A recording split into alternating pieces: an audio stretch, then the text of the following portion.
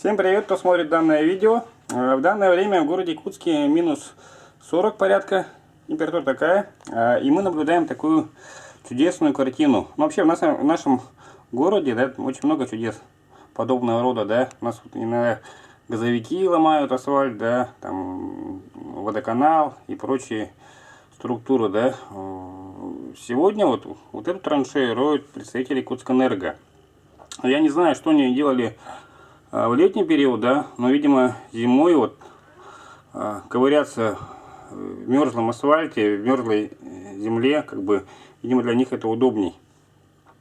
В общем, а сама по себе дорога вот эта была благоустроена в рамках федеральной программы «Комфортная городская среда». Была сделана площадка вот детская, да, асфальт был положен на дорогу, да, но сейчас почему-то это ломают. Я надеюсь, они ее восстановят, как она была. Всем спасибо.